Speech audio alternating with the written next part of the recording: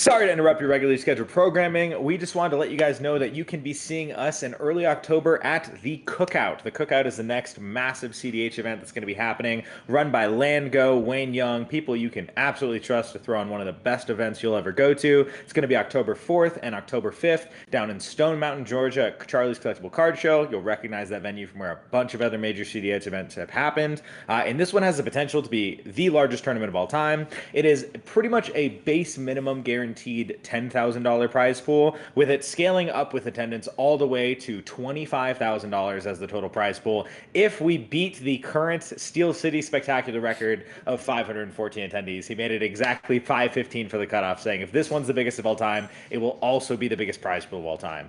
The way it breaks down, though, is super, super reasonable. I mean, over the last few years, CEDH events that we've gotten, when you're looking at 250-ish person events, that's normally where we're in the 10K range. This one, if we get to 256 people, bumps up to being a 15K, and then again bumps up to 20K once we get to 400 players. Very attainable, reasonable numbers based on what we've just seen happen. I know I'm going to be there. I know Jordan's going to be there. I know pretty much everyone else that I've talked to is absolutely going to be there, and we're just super excited to let you know about it, and hope we get to see you there.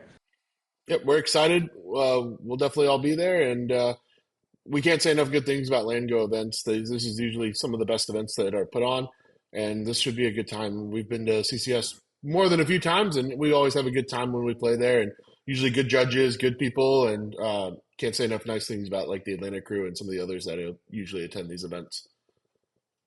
And every event has a playmat as well. And unfortunately, I did not go to the cookout that happened. I don't know if it was last year, 2023, but that one has always been one of the few playmats I look at, and I'm like, I really wish I had one of those. It's so cool. It's That's pretty one of much the coolest ones. almost a Waffle House menu of MTG meme names for different things. And the follow up is the same way, but you actually have two versions of it being printed. It's once again just full of CDH card memes. There's like the Oboro Breeze Burger and stuff like that. But they are having it printed in both English and Japanese, which Oh, the Japanese that's one's a cool. little odd to me. Yeah, it's super cool. The Japanese one's a little odd to me just because I want to be able to read the jokes.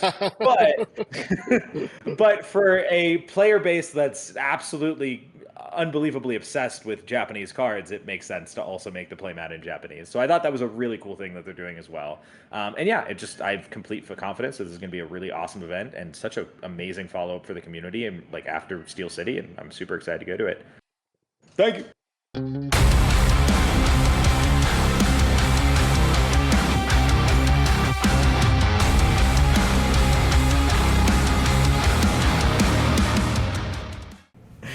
Topic for today: fun. Tournaments aren't just about playing Magic, they're also about the gathering. And the gathering is called Lobbycon. And Lobbycon isn't like normal Magic, it's just hanging out with a bunch of dope people and playing fun games of Magic. So what we want to talk about today is what are our favorite Lobbycon decks. The decks that if we see that someone has it, we want to play it. These are decks that we find fun. Or I mean, we can each kind of break down our own personal criteria of what makes a good Lobbycon deck. Jordan, what makes a good Lobbycon deck to you? Okay, so for me, what makes a Lobbycon deck fun is if it's doing something kind of unique or doing something maybe a little out of the box.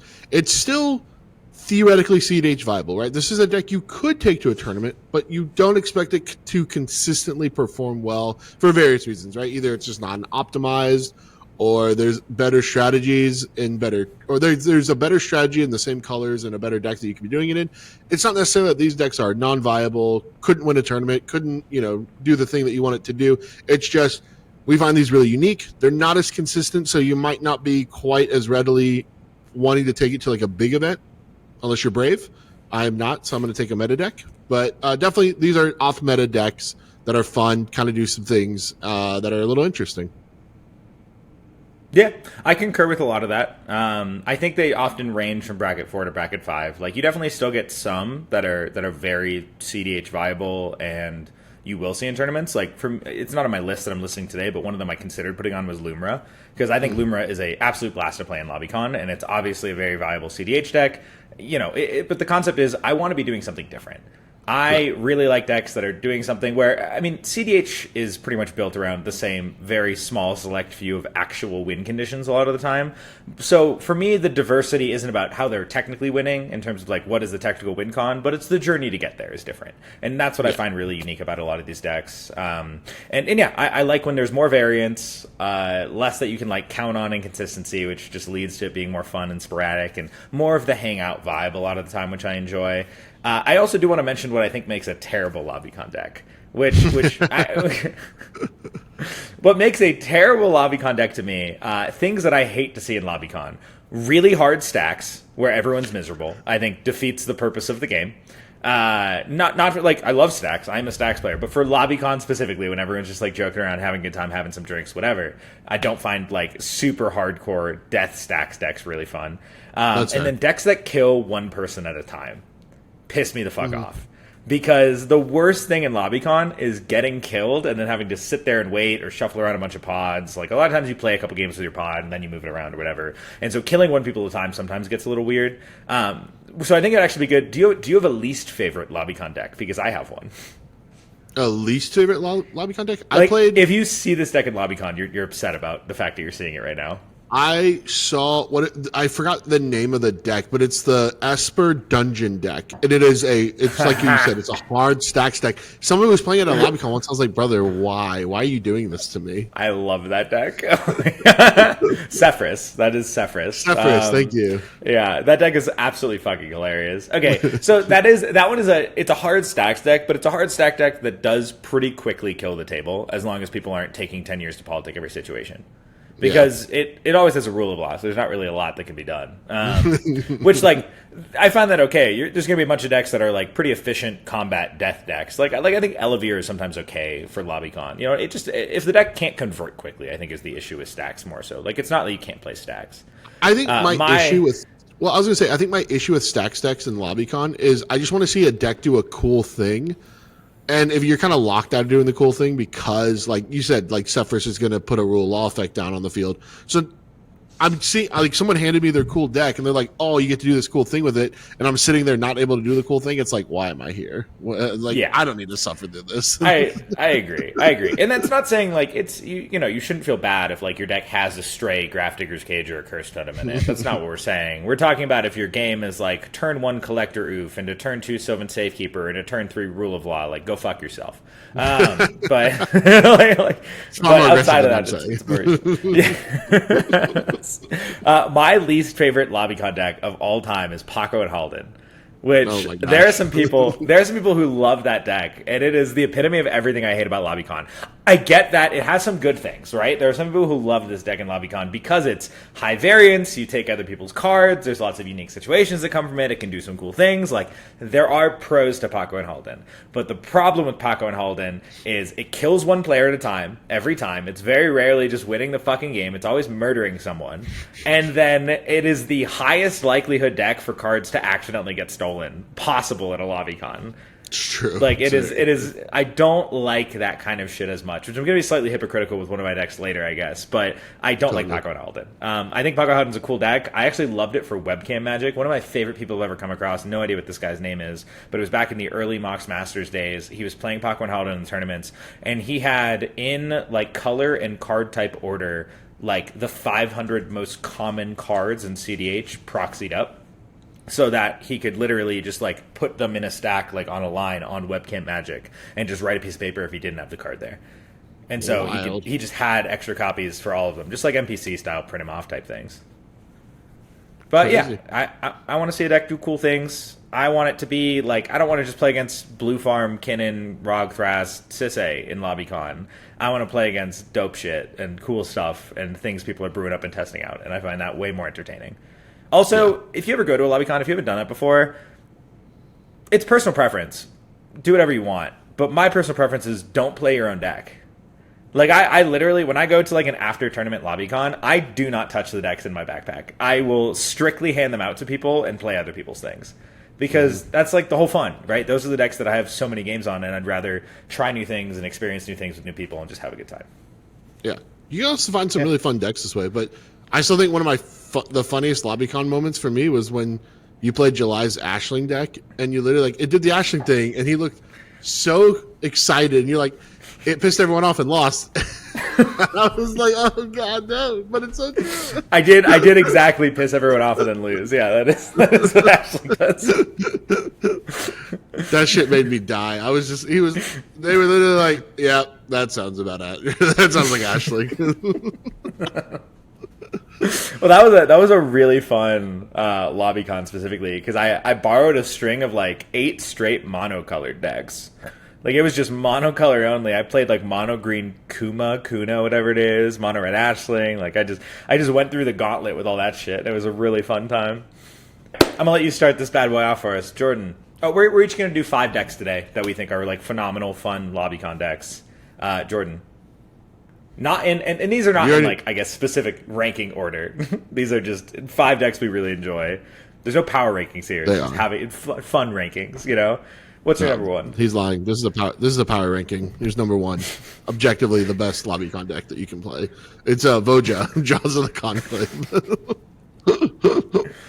Didn't we just say no? This deck is hilarious. No, it's not a stacks deck. It's a combat deck. I swear. It's got like 2 stacks win with it? Or 4. Okay, that's not how the deck wins. You did it one time. It doesn't count.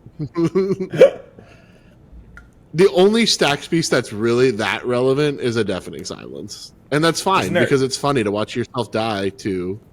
Does it not have Oof? 30 Wolf. No, it doesn't run Oof. You run Drannith. It runs... The fun version doesn't run Drannith. The version that I will sometimes think... Well, you were running the not fun version. I won't lie. Okay. The fun version just stacks more... puts more elves in there. More elves and maybe like 2 bad wolves. Because there aren't any good ones. Well, there weren't any good ones. Now there's one. There's one playable wolf in all CEDH. Which wolf? And it's Torgal, a fine hound. Oh, God. Why not just Universal Automaton? No, because Torgal is also a wolf that taps for mana. Universal Automaton doesn't do anything. Sure, that's fair. It's just a wolf. It's just a shitty 1/1. It's just a shitty 1/1. Hey, not in Magda. No, it's still a shitty 1/1 in Magda. I stand by that. Okay, sure. But no, this deck is just super fun. You just throw down... It's Elf Ball, but with multiple colors attached to it. And instead of one big elf, you get a ton of big elves because Voja just pumps them all up. This card is a scourge of casual players everywhere. They hate this card. But in CEDH, it's hilarious because everyone's like, oh... Is that even a real deck? And then you're like, hey, it's a 15-15 2 turns later. And you're like, what the fuck just happened? Bonk. Yeah. And then bonk again. And then you're swinging with like 20 15-15s. And that's the game. And then you can do some other hilarious shit. I have Last March of the Ents in here. When Voja's like a 20-20, this card is hilarious. And on top of that, they gave this stupid thing, Trample Hate, or what? No, not Haste. Trample Ward 3. So he just never fucking dies. And Vigilance, so you can also tap him for mana, which of course I do run Enduring Vitality in here, so all my stuff also just taps for mana. Wins through infinite combat damage with like, what is it, aggravated assault lines, and then he's got just a bunch of other like just ridiculous combos attached to it. And the deck is fun, it's hilarious. People don't think it's ever going to do anything, and then it really hits you in the face really hard, really fast, and then you're like, uh-oh, I have to do something about a wolf that just did 20 damage to me before it kills me next turn. It's one of those commanders that when you pull it out, everyone's like, "Can I read that real quick?" And you're like, "Yeah, go ahead." and then they all read it, and then you go to get your first Voja trigger, and you start putting dice on all of your creatures, and they go, "Hold up, let me read that card again." And they're like, "Oh, they put so many counters on all of your creatures." It's even funnier too when you put like the Maskwood Nexus down or the mirror dude, and then you're like, they're like, wait a second, you draw a card for each one of them, and you're like, yeah. Draw a card for everything, put counters for everything. Yeah. And then some people will also be like, wait, is it not a damage trigger? And you're like, no, you missed your chance already, buddy. This is already happening. It does a lot of damage really, really quickly. I hate Voja. I'm glad that you love Voja. I know one of your favorite things was beating Jorman with Voja in a redemption event. That did happen, which was funny. It was funny.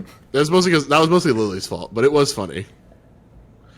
I also beat you. You know, it's funny too. One of my favorite memories, and I know you're gonna appreciate this, is you walking into the wedding party and being like, "Oh, I've got this brand new deck that just never fucking loses." And it was your Rock Thrust. In the very first game, I'm like, "Oh, I'll bring out Voja," and then you watch it, just Voja just slammed into you, and you're like, "What the fuck is happening?" Also, you were on hard stacks, Voja, at that point, and did absolutely like oof and obliterate me. I think you had oof and Linvala or whatever, Lavinia. I've never been on oof. Legitimately, I've never been on oof. No. Interesting. You definitely had a curse totem effect out. I had. No, I don't think so. Not that game. Because I didn't even run Linvala at that time. The only stacks that I because when I played I played it that same weekend, and I played Linvala. Well, there was Karn. Karn was in the deck. Yeah, I also played Linvala. I don't think I remember because that was how I locked. Oh them no, down. you're right. My one game on this deck, I won by never casting Voja, just playing a different stacks piece every turn and manually assembling and during Vitality Aggravated Assault. That was funny too. Yeah, because the only stacks piece in the deck were Deafening Silence, Drannith, Karn, and Linvala, and I'm pretty sure that's literally it. And you played all four of them in the same game. I feel like it was. I guess Aven Interrupter. Aven Interrupter kind of is like a light stacks piece. He's also just a hilarious counter spell. Yeah, which in one of the games, in the game I played Voja, I the only reason I was able to win was because someone threw an overloaded Rift on the stack, and I was like, well, guess it's better to have something in my hand than just sitting in my deck, and this is useless afterwards. Cord for 3, and everyone was like, sure, whatever. And I was like, cool. Aven Interrupter.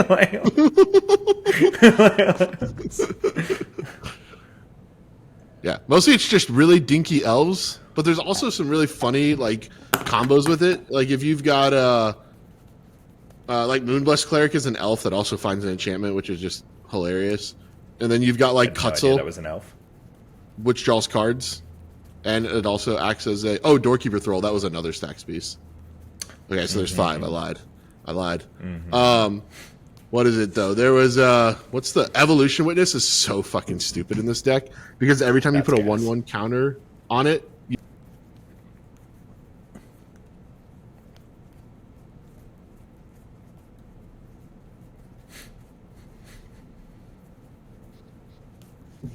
Yeah, I realized mine. I didn't have mine pulled up. I was like, oh shit, I should probably have this.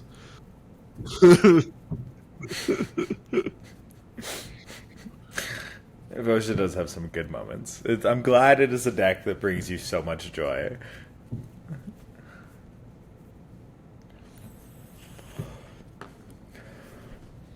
Yeah. It's questionable. The first deck that I have is Zurgo and Ojutai. This is a deck that has one pilot, David, up on the East Coast. He grinded this deck for a while last year, actually had a bunch of top cuts on it, and it's exactly what you want out of a Lobbycon deck, where it's one of those decks that when someone pulls it out during a Lobbycon situation, that shit is getting passed around because everyone wants to try it.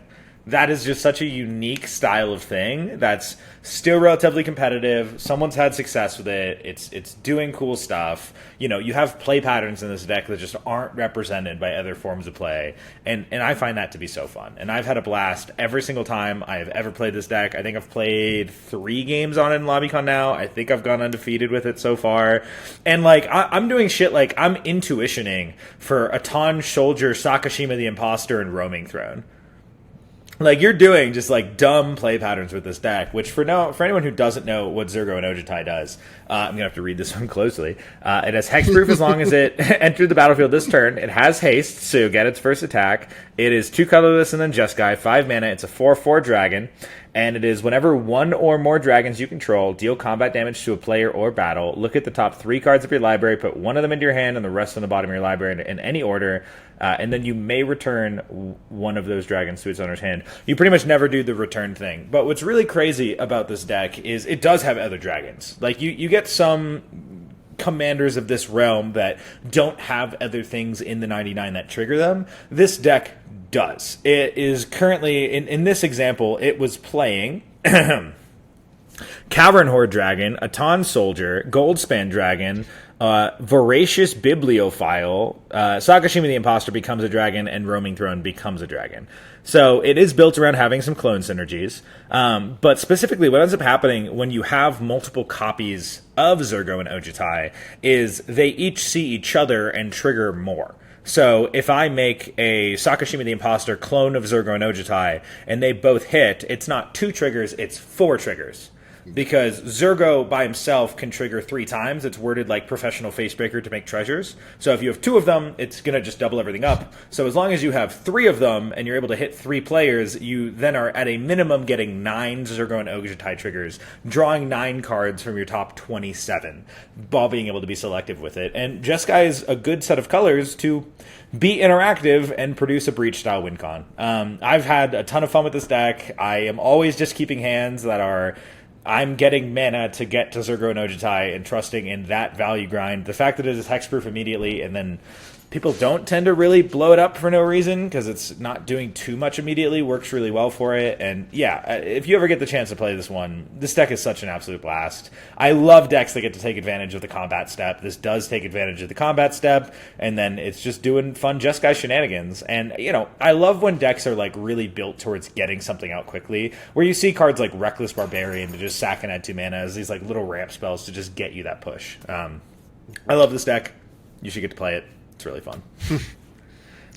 I've gotten to see... I've never played this deck, but I did get to see it one time in a redemption event, and it went nuts, and I had a blast watching this dude just cook us on like turn 3 too, because the Auton Soldier came down like turn... It was like turn 1 Zurgo Ojutai, turn 2 Auton Soldier. I was like, oh my god.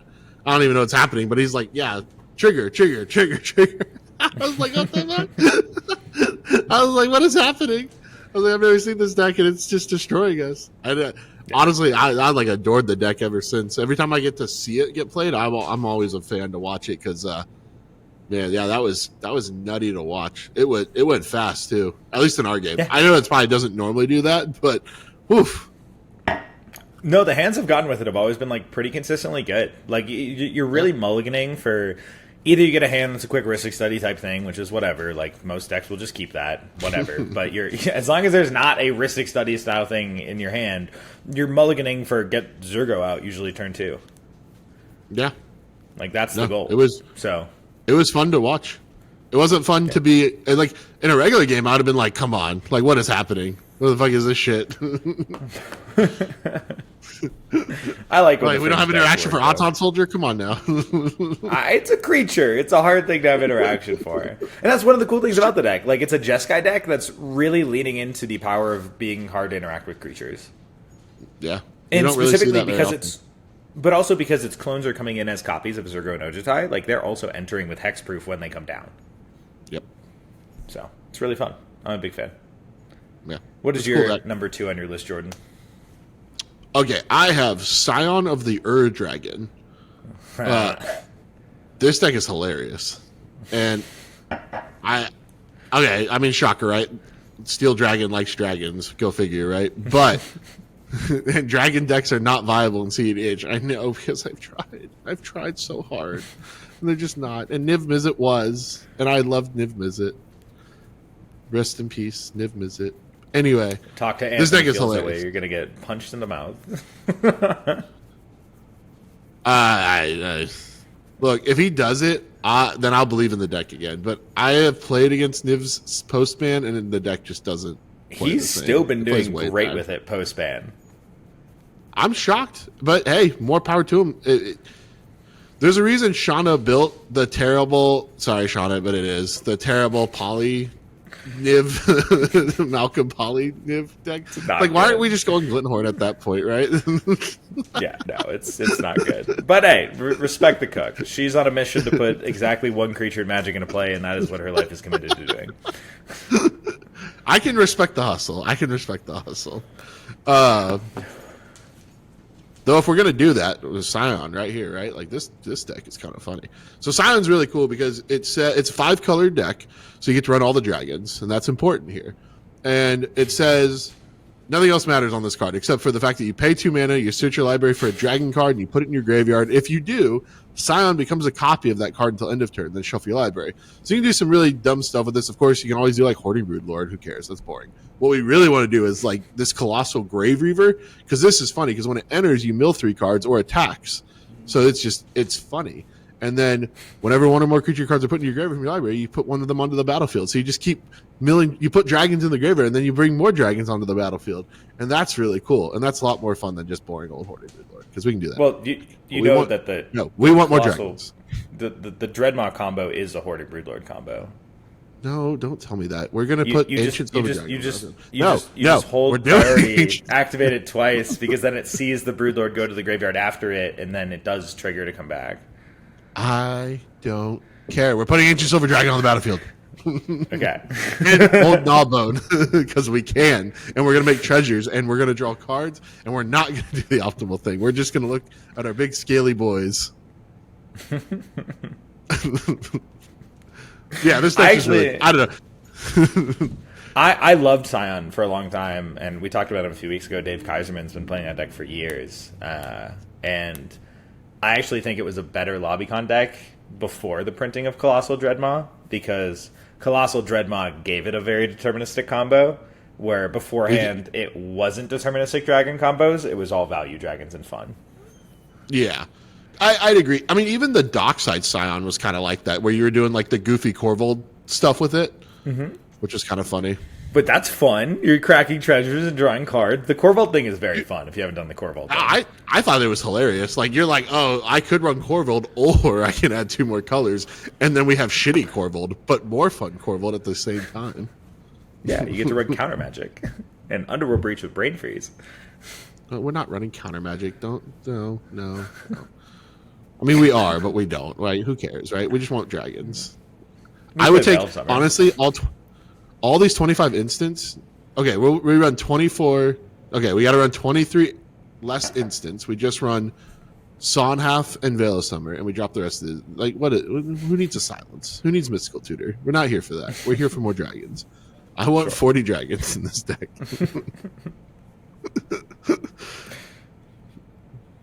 I'm looking at this list. Galvin, I don't know you, but more dragons, sir, please. Thank you. We just want more dragons in CEDH, dude. Dragons are dead. Dude, it's so sad, right? Because it's one of the coolest archetypes, and it's my favorite casual decks. Spoiler.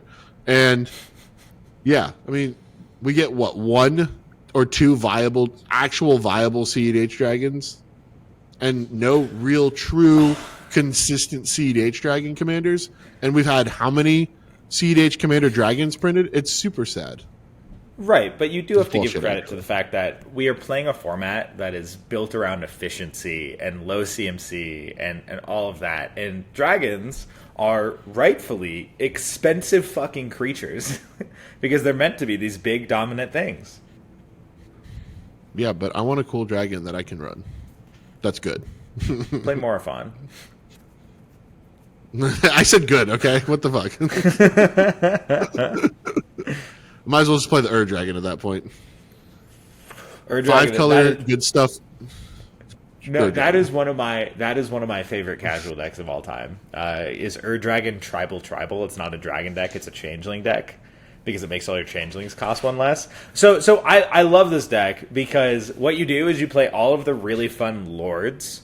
So it's like a bunch of really cool lords from different tribes, and then a bunch of changelings. And there's like no tutors in the deck. There's like, I play exactly Enlightened Tutor to get specifically Maskwood Nexus, because it's the best card in the deck. And I play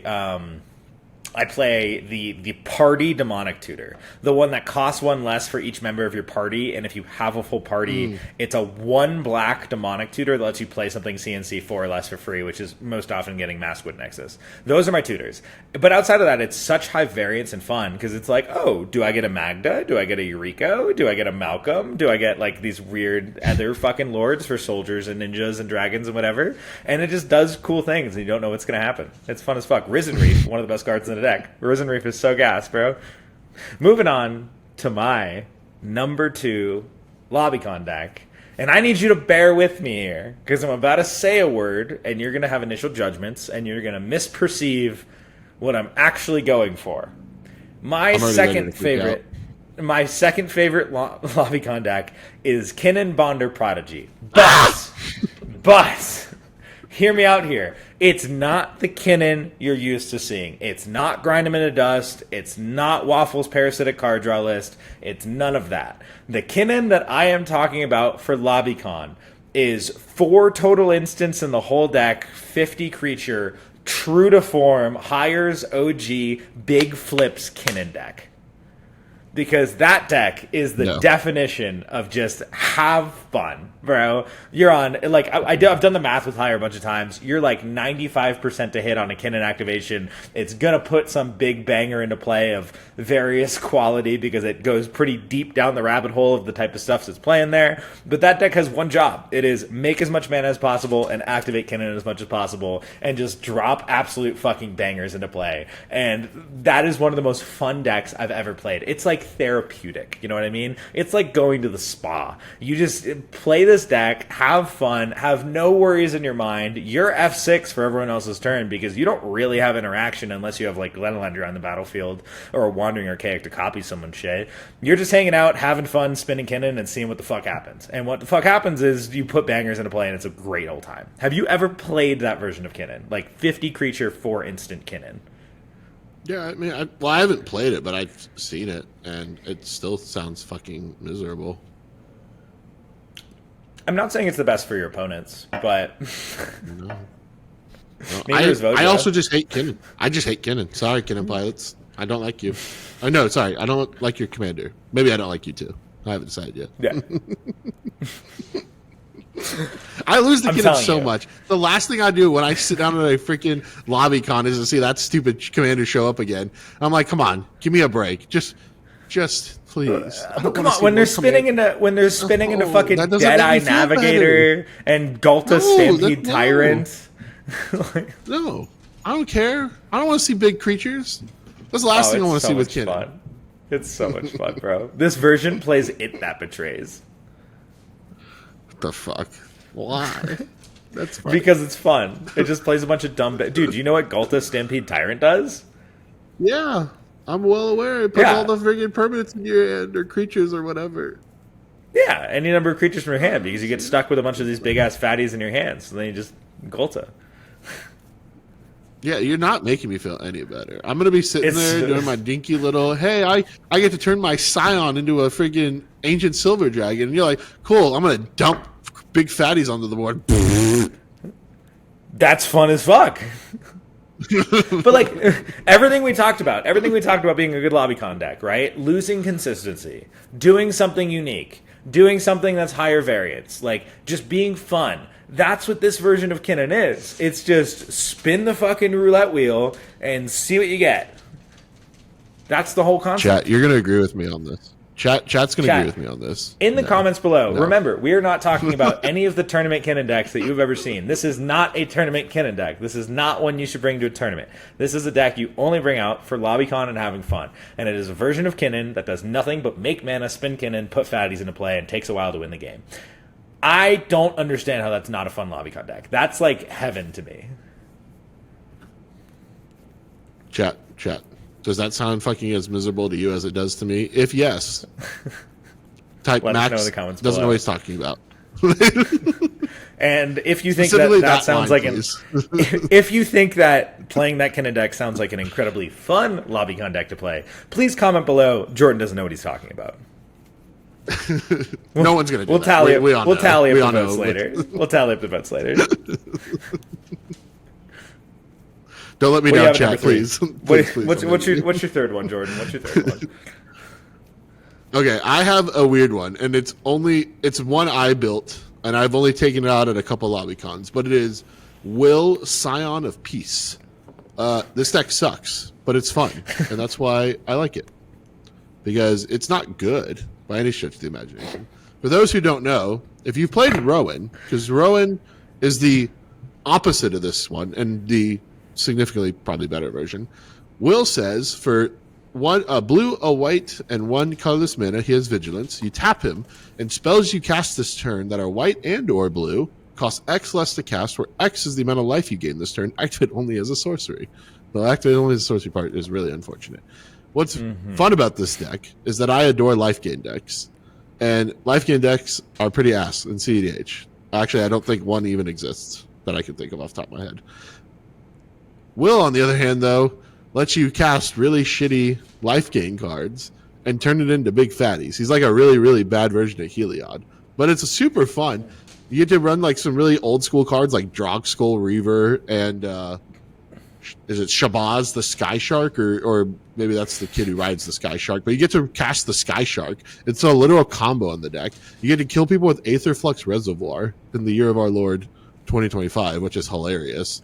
The deck is also surprisingly consistent at dumping big X spells onto the board. Literally, it's just bad Wheeliod, but you get to run cool life gain combos and shenanigans, and it's got some funny combos like Celestine the Living Saint, where you just get to return creatures onto the battlefield. And the win con of this deck was literally for the longest time. Oh, shoot. I'm going to forget what it was called. But the stupid... Hold on. I actually just got to look this up because of how dumb it was. Oh, it's Approach of the Second Sun and Reprieve. That was the main combo to win the game. Do you feel good about yourself? I do. It was so fun. Dude, no, people can tell you, the deck actually would pop off every once in a blue moon and actually do the thing. Or just win with like Heliod Ballista combo, because like, sure, why? It's a life gain deck. The deck's actually really fun. It's just not good or consistent enough to ever like win games consistently, but because it does have like some control elements to it, and it actually does have some pretty efficient A-B combos, and Approach of the Second Sun for 3 white mana is hilarious and stupid, and it happens quite often in the deck because there's just a lot of really funny shenanigans for life gain that are really cheap and easy to do. And then all of a sudden, all your stuff is 5 less mana. So you just put a Hullbreaker Horror into play for 2 blue. Pretty funny. Was the did you play the like OG Lightning Bolt like cycle that was like 1 mana gain life card? Oh yeah, all those.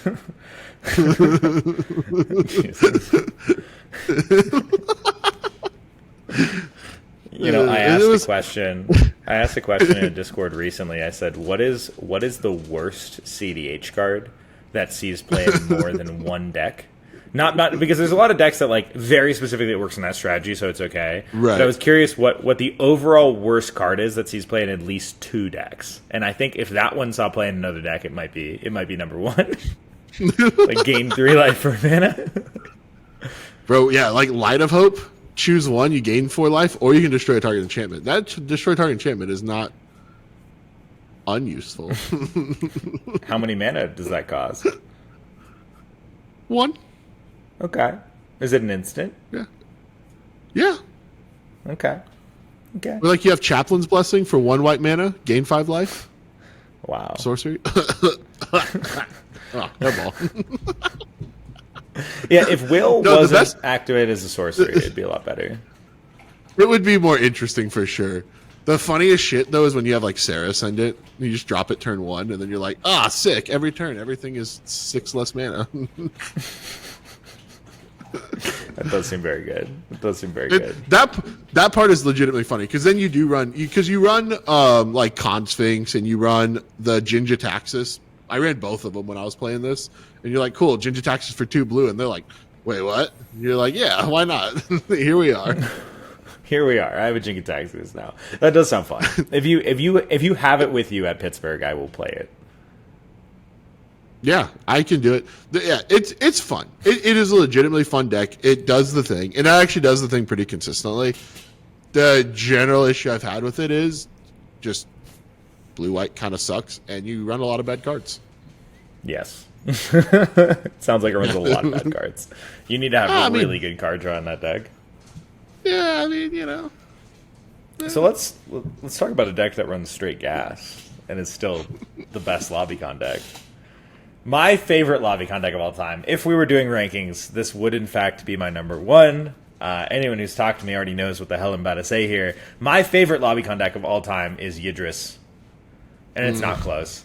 Yidris is the greatest Lobbycon deck to ever exist because you get to play a deck where, like, especially as someone that doesn't play Turbo, like, I am a control player at heart. I am the interactive Ristic Study fucker. That is what I want to do. But playing a deck that is either I'm going to breach, Nas, Necro the fuck out of you, or backup plan, I'm going to hit you with this Yidris and all my shit has Cascade, is one of the most fun turns you'll ever get out of CDH. Like, it's very similar to if you're someone that enjoys going off with Song of Creation or Bolas's Citadel, that very, like, I'm going to see what I get and I'm going to string it together manual storm line type stuff. Yidris is, like, the most fun commander for that shit in existence. And, like, yes, it's a turbo deck. Yes, it does not require playing Yidris. You're not locked into that plan. But that also gives the deck some balance, too. And it makes it so you do have to think against it. And it leads to some very, very interesting games and some very interesting politics that Kevin is the master of somehow letting him get in with the Yidris when he should not be allowed to. But then the deck does get to run some really fun cards. I mean, there's never been a better Manamorphose Wild Canter deck in the format. Those, like, sort of free spells that just chain you through because Yidris triggers just take such ridiculous advantage of them to keep going. At the same time, it gets to run really cool free spells. Like, you get to actually play Inevitable Betrayal, Profane Tutor, Wheel of Fate as those, like, suspend cards that normally you can't cast, but suddenly with Yidris, you can cast them, and it just does the thing, and it's really, really fun. It still is a Calling Ritual deck. I think this 6-mana card is either Time Spiral or Mind's Desire or something like that. I don't know when he added that to the deck. I'm looking at the list right now, but that looks fun as fuck.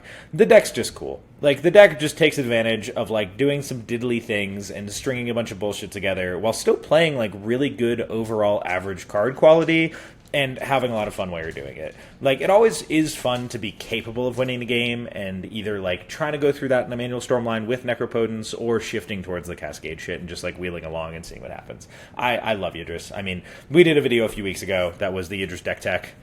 If you're interested in that deck, go check it out. It will literally explain how to play the deck to you. Yidris is my number one. If we were doing an actual ranking video of my favorite Lobbycon decks, this is it. Like, Yidris is a fucking blast. Have you played Yidris it before? You were asking me that before Kevin's video. I've never seen it played. I've never played against it. But watching Kevin talk about it in the video, it seems like a really fun deck. And, like, the way he was talking about all the different lines and all the cool stuff you get to do with it, it seems fun. And Cascade, I played Cascade decks in casual, and they're always a super fun blast. Like, I loved the Hydra with, like, 4 Cascade triggers on it. That was always a Apex ton of Devastator, fun. And yeah, Apex Devastator. And I've had to play against Zuladoc in tournament, and that was not as fun. But yeah. Stack. I mean, it was stupid, right? Excalibur for 1 colorless mana because I already have like all these other bullshit out there, and then you're like, oh, Cascade, and you're like, wait a second, whoa, hold up. Let's talk about this. There's nothing to talk about, bro. He's like, ooh, and you're like, wait. Exile half your library. I promise. You're like, please, hit the Grixis player, please. No, it's so much fun. Cascade is just like, it hits all the marks that we're talking about, right? Like, it's random, surprising, fun, see what you get, and those decks they're always going to have a special place in my heart, for Lobbycons especially. Yeah. I think those are always kind of the coolest ones, is when you're starting to see, like, these just kind of wonky off-the-wall decks that are like, hey, sometimes I'm going to be really terrifying, and other times, maybe not so much, and that's what makes them really fun. Yeah, I mean, Ian was when we were at Atlanta together a couple weekends ago, one of the things he told me is he really wants me to just go play a Tali for a tournament. Not because he's like, you'll be the god of Tali pilot or anything, but he was just like, I need to see you step out of your control realm and, like, but also, like, not doing Obnixilis, where Obnixilis was kind of a different thing, but he wants me to just give up power and give up, like, agency in the game and see what that does for me. That's funny. Which might be healthy. I don't know. Absolutely not. Absolutely not. I was like, I could do that, or I could keep activating Thrasio. I was like, what do you want from me? All right, so my number 4 is a commander that I really adore. And I've just never been brave enough to play it. And unfortunately, it has been it's already been power crept out of the format. Or even if it had a chance to be a CEDH deck, like a real one, it was already power crept out pretty hard with Vivi. But it's Gearson Starn Kellermorph. I don't know why. There's just something cool about the fact that, like, this dude just pistol-earing people left and right. And, like, I just get to run some of the funniest cards, like end the festivities and I just nuke your whole board. And that's hilarious to me. And it's a curiosity control deck, kind of, but it's hilarious. It's like Obnix and Vivi had a baby. Well, not Vivi. It was like Obnix and Niv had a baby. I was gonna say Vivi is just power crept Gearson enormously. No, no. Vivi's disgusting, and Vivi killed poor old Gearson here. But Gearson, I just like the art on the card. I think he was really cool, and I think his deck design was really unique at the time. As I was looking at, it was funny enough. As I was looking at this, I was like, man, this is really just a Vivi deck now. They literally were like, oh hey, we found a better commander that does everything we wanted it to do. Absolutely. Oh, poor Gearson. Poor Gearson. He tried. I know. He was fun for a while. I know a lot of people who swore by it, but everyone who swore by it was also a Warhammer fan. Yeah, that's fair. I am a Warhammer fan, which is probably why I like this deck a lot. I also just thought the deck was really cool because you got to run some really interesting cards you just didn't get to run in a lot of other decks. I was also going to say he also got power crept out a little bit by the new Niv. Visionary, I think the new one was called. Yeah. Because that new Niv basically does a lot of similarities as well. Like, I know some people tried Gearson Starn in that deck list, and it just...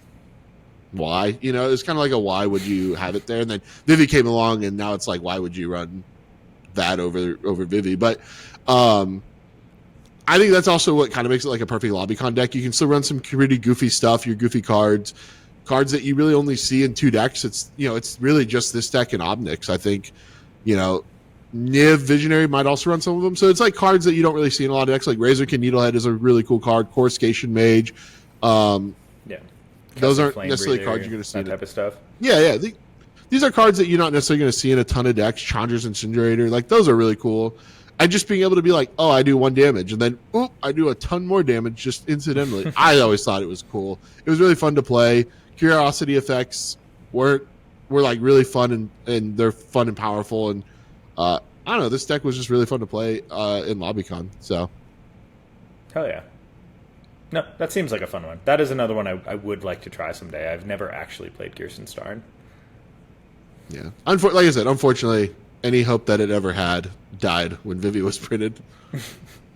Yeah, but that's kind of the point, right? Where you can play something slightly suboptimal and have fun. Like that is what makes Lobbycon a good time. As long as you're not pulling out that deck into a pod that's like Kinnan, Rockgrass, Blue Farm. Right. Yeah, because Vivi's not fun to play against. I don't care who. No. Yeah. Vivi's not fun at all to play against. No, that deck is a tyrant. I've been trying to convince people it is a kill on sight commander. Because the problem I've had with it is people try to tell me like, oh well, I'm going slower, and I'm like, what is slower for Vivi? Like, I've literally seen that deck win turn 2. I don't know, like it just goes. For me, I hear them when they talk about the curiosity effects. They're like, oh, except like a mana up and a couple cards in hand. Like, it's not that big a deal. And I'm like, brother, I've played this deck several times, and every time I've won from having 1 mana up and like 1 card in hand. I know what it's about to do. Yeah. No. It's it's like your curiosity effect. It's literally when like Kinnan pilots will sometimes try to politic Basalt into play, and you're like, brother, there's no fucking world that I'm going to let a Basalt win. Like, what are we... It's a little different than that. I find it more similar to... honestly, I find it more similar to Nadu, when I would sometimes politic my Shuko to resolve, where I would say, look... That's fair. I would say, I'm going to get these 4 triggers. I don't care what they are. I will be passing the turn. Like, we're in a situation, Blue Farm has a lot of cards, whatever. Like, I'm not winning the game right now. I promise I'll just be doing this in passing. And Vivi can kind of do the same thing. But what it often sets up, because the way the deck is built, is as long as you get your first few triggers, you then have the interaction to protect your situation. And so you are very likely to get another turn and then win on that turn. And that's the normal play pattern of that type of politics. And that's exactly what VV is trying to do if someone threatens to kill their VV, is just say, whoa. Let me just cast this Felwar Stone, see what I get, and I'll pass. Maybe 1 more spell after the Felwar Stone. Something like that. And it's, you're like, and then it's 5 more. Stupid. No. Yeah, it's fucking stupid. The deck is, because I initially thought the control variant would be the dominant one, and I think the parasitic turbo Vivi's actually been the one that's I'm seeing a lot more of. I think it's a balance. Like, I think the control is a nice aspect to have with it. I think you just need to have a lot of tutors for your curiosity effects, and then your goal is just to stick that, right? Like, your goal in the game is to not die and stick your curiosity and like have 1 mana rock to start your chain. Because as long as you have that 1 mana rock, you're fine. Well, and that's why I thought the control shell would be the one I'd see more at tournaments. But so far, just me personally, right? I'm not saying this is everyone's experience. I have seen Turbo Vivi every single time so far. And every tournament I've played that I've seen a Vivi. I've definitely seen a lot more proactive. Moving on to my number 4. I'm talking about a very, very specific deck here that, once again, you will only see one person bring to an event. I am talking about Edric, Spymaster of Trest, the OG Simic boy, forever played by LJ and no one else. And this is a deck that has been a bit of a meme in the community we're going on years and years and years. Before I've played CDH, LJ has been grinding this deck forever. And he's always been, like, the only person to really push it.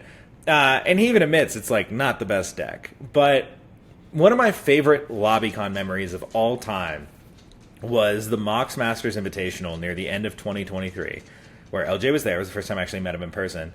And I remember that night, it was me and LJ and Comedian and a fuckload of people just, like, jamming games in, like, the Lobbycon area of the hotel. And, you know, every single person was like, give me Edric. I got to try this pile. Like, I have to try this pile. And I shit you not, that entire night, I don't know how many games it was, but it was a lot of games. That deck went 100% straight undefeated in every single Lobbycon game. It clean swept the entire fucking Lobbycon. Every single person dominated on Edric. And we were all looking at each other like, has he cooked? Like, are we missing something? Like, what is this? Like, the deck was actually doing a wild shit. Like, I remember I fucking, like, purposefully mana drained an uncounterable Atraxa to get the mana to be able to go One Ring into an overloaded Psygrift or something. And, like the deck was just doing weird Simic bullshit. And the craziest thing and the hardest reason to play against this deck, and what also makes it really fun always, is that it is constantly changing. LJ changes his deck every week. Like, he is on different cards every single week, and he has been doing that for years. Like, I clicked on it expecting it to say, like, oh, hasn't been changed in a month. Its last update was 10 hours ago. Like, he like he is forever cooking this deck. You know what I mean? And like my first ever game against LJ was round 2 in the Mox Masters Invitational, where we lost that game because we were against a good friend of his that, like, plays against the deck a bunch. And, you know, he had Kinnan on the battlefield. He had commandeered my Tezzeret. And I had the removal for Tezzeret, and I asked his friend, I was like, does he play Basalt? And his friend was like, no, he's not on Basalt right now. And I was like, okay, cool. And then he went and got Basalt because he just put it in. Like, he's just like constantly changing the fucking deck, dude. Like, it is great because every time you look at it, it is slightly different. My favorite thing about it is it's on, okay, never mind. I was about to say something, but he's become a little more reasonable. He's back up to 26 lands right now. There was a while he was down to like 20. Wow. He was down to like 20 lands, and he was just on every dork and like every key, every mana rock, everything. He was like, fuck lands. Seems he's changed. Oh, it's because he's on Breeze Caller now. That's a new thing for him. But like the deck is ever changing. It's just whatever Simic win cons and whatever new Simic strategies exist in the format, he just puts Edric as the commander and just throws all of them in the 99. And it's super funny because you'll see all of the other different things you can do with other Simic decks, like Kinnan and Hallberger Horror and Thrasios and all that shit is in the 99. Basalt is not currently in the 99 right now. But like it's just an absolute blast. It is a complete fucking pile of random Simic garbage that somehow always works. And LJ has made it work forever, and no one else has ever made it work in a tournament. But when people play it in Lobbycon, I have never heard anyone say a single negative thing about it. Any person who I've ever seen play this deck in Lobbycon has always come away saying that was fun as fuck and really cool. And I think that's like the perfect Lobbycon experience. And I'll never forget the memory in my head of like one of my first ever in-person events, just like this deck absolutely sweeping the floor with everyone during Lobbycon when everyone tried it. And like everyone only got one game on it. It was get a game on it, pass it around. And it was super fun. So really positive memories there. Well, Jordan, yeah, what is your final deck for this video? What's the last one you're going to tell the people about? Okay, so I was debating between two, but I think I'm just going to go with my gut here. And I'm going to say Captain America, First Avenger. Because it's a super cool deck. Getting to like fling equipment at people is so fucking fun. I was actually talking about Excalibur earlier in the show, and putting it on Captain America, then being like, oh yeah, take 15, and you're like, whoa, wait, what? Or is it 12? 12, whatever. Either 12. way, it's a shitload of damage. Yeah, either way, it's so much damage, and you're just like, wait, what just happened? Why is Captain America flinging a sword at me? It's supposed to be cool. Shield. I think it's a cool deck. Yeah, right? It's a cool deck, though. I should probably read what he does instead of just telling you that he flings equipment. But yeah, so for 3 mana... Wait. Can I see if I can get this? Can I see if I can get this? Okay, yeah. I've seen this card, like, once ever. I think he costs pure Jeskai, no generic. Correct. Okay, he's a soldier hero. I think he is a human base... soldier hero. Human soldier hero. He's a base 3/3, and he has 4/4. one... He's a what? 4/4. He's a 4/4, and he has 2 abilities. One is a triggered ability. One is an activated ability. I believe the triggered ability is at beginning of combat, attach 1 equipment to him, and it can be any equipment on the battlefield, right? Any equipment you control, but yeah. You do have to control it. Okay, some of them can steal other things, which is really fun. So 1 equipment. Yeah, you this control, isn't like I was gonna say, it's not like the partner commander that can grab other people's stuff. Arden. I love Arden. Or no, you Holy can shit, put... I love Arden. Yeah, Arden. Yeah.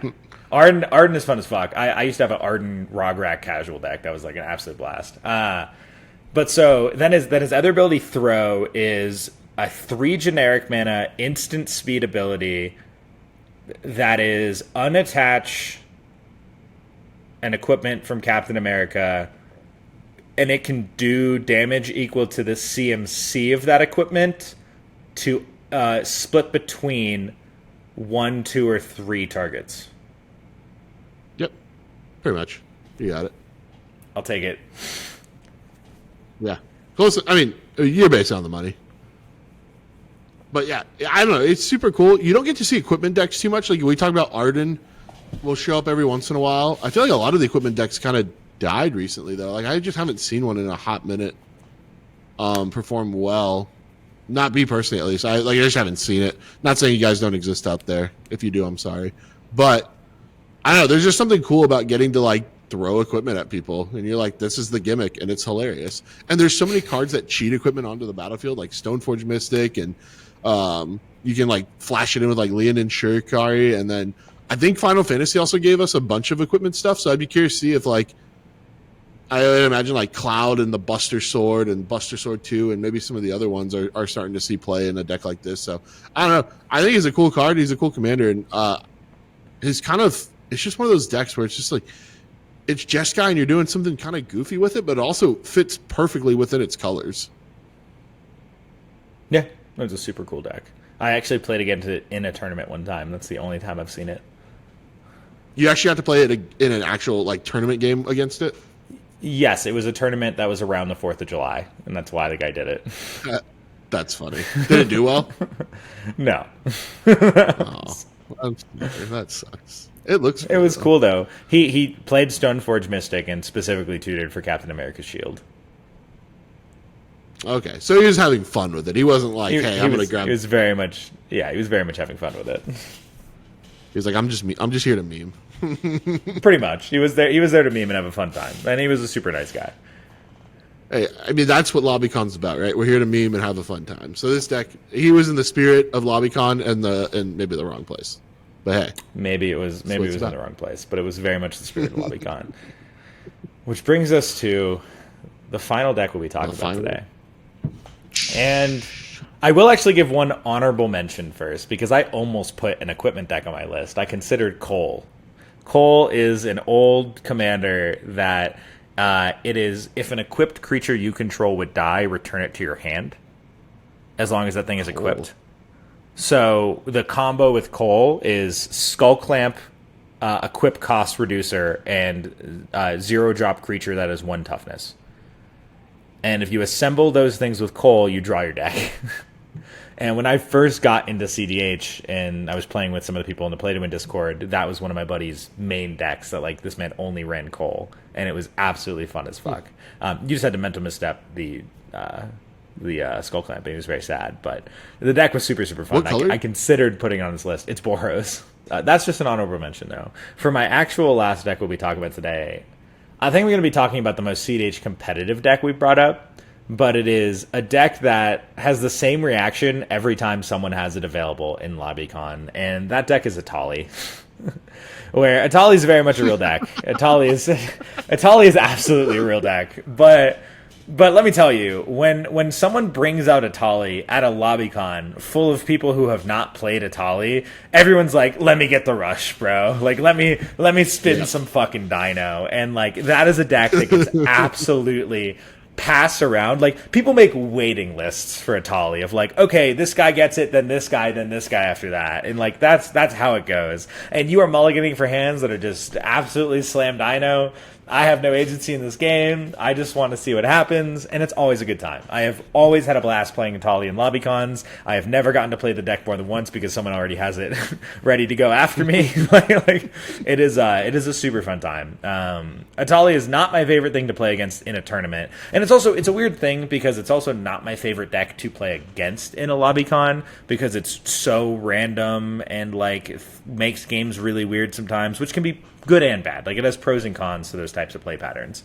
Atali games can be really fun or really fucking annoying and bullshit where like the whole game is just about trying to stop Atali, which like if you're the person playing Atali who doesn't normally play Atali, that experience is so fun. So it's a bit dividing there, but like overall I do think it's a great Lobbycon deck. It's not a deck that I want to play against every game in Lobbycon. That will be really annoying. So I don't want it passed around the same table to each person. But if it's just like being passed around to individual people, like having some Atali games and letting someone have that experience when that is like such a unique deck and such a different way to play the game to just like not give a fuck, make mana, spin dino. Like there's not too much thought in Atali, and it's a really fun time. No, Atali is one of those decks that's super cool. I actually do adore the dino. I've thought about taking it to an event before. One of the funniest conversations I've had in like recent memory is I was talking to Cole, who ran Atali at the big Black Lotus Invitational. He's like, "This is the most chill I've ever been at a big tournament." He's like, "I just play Dino and hope." He's like, he top 16 with it. He like went nutty. He was like 3-1 or something, 3-1-1 or some crazy record. And he was like, "Yeah, I've just been chilling." That is also the funny thing, talking about the dynamic of Atali being a Lobbycon deck or better in tournaments at the same time. Like, a lot of times Atali is a better tournament deck because, like, Atali is so good when you're against really meta pods. Because if you're against a bunch of people playing the best cards and the best tutors and the best win conditions and the best draw engines, like that's actually what you want when you're playing Atali. And so Atali actually tends to struggle more if you're in these really fringe Lobbycon pods. Like just your hits aren't going to help you as much versus if you're against Blue Farm, Kinnan, Rogsai. You know what I mean?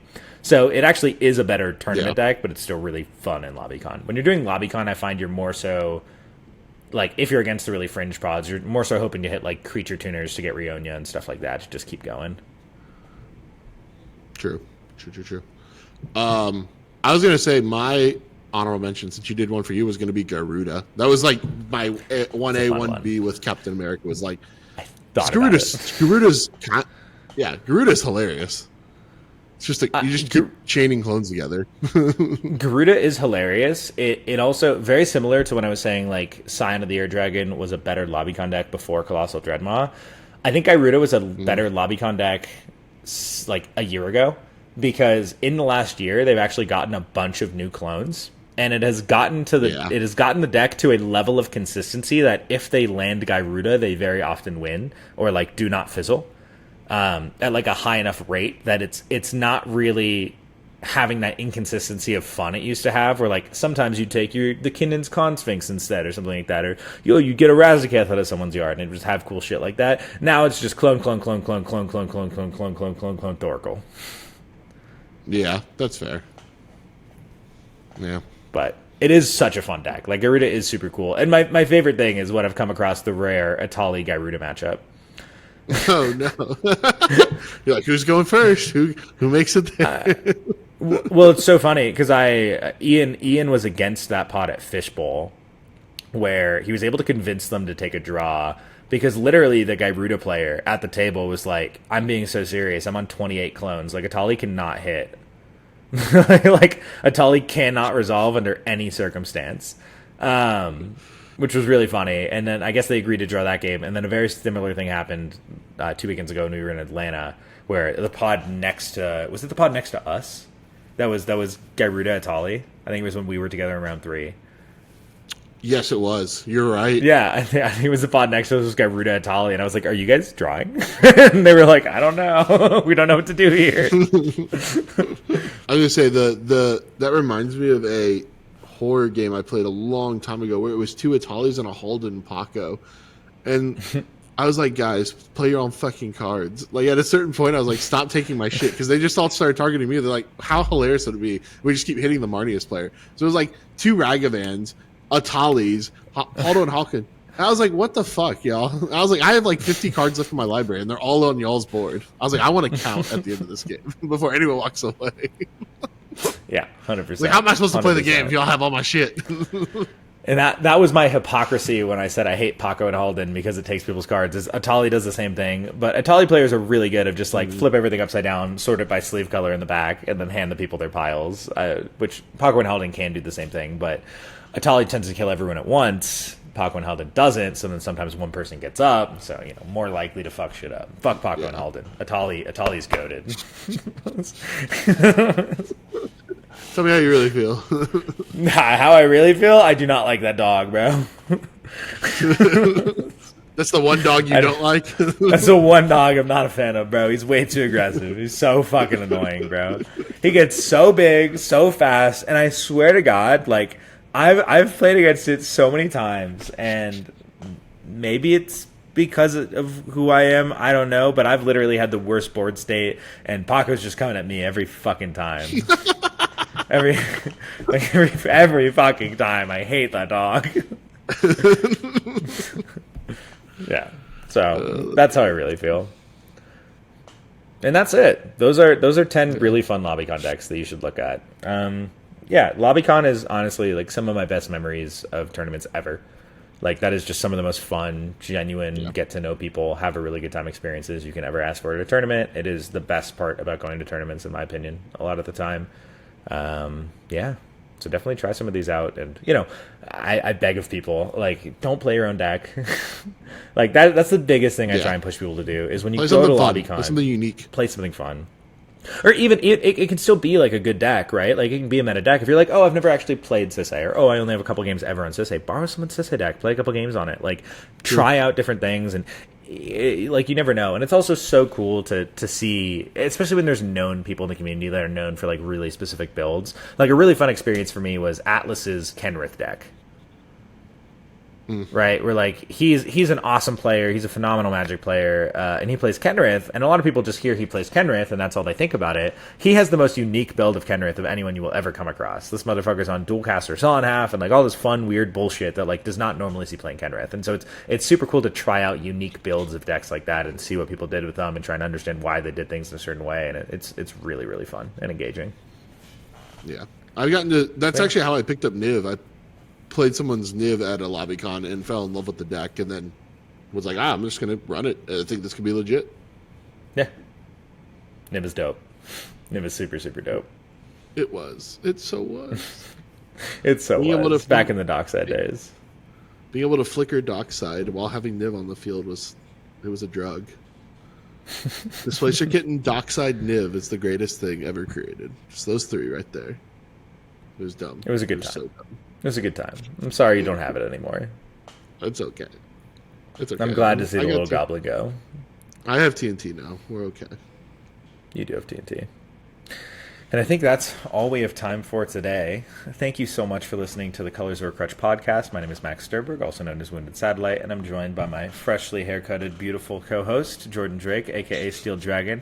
We both individually offer CEDH coaching. You can contact either of us on Discord or Twitter. Links to all those things in the description below if you are interested in any of that. We also have a Discord, the Colors of a Crutch Discord. You can find a link to that in the description below, as well as a Patreon that is now going on again. You can find a link to that also in the description below. Thank you so much for love and support. And thank you so much for listening. Anything you'd like to finish off saying to the people, Jordan? We love you. We appreciate you. No, I got nothing else. I'm sorry. It's 10:43 at night here. We'll see you next time. Thank you. Have a good one, everyone.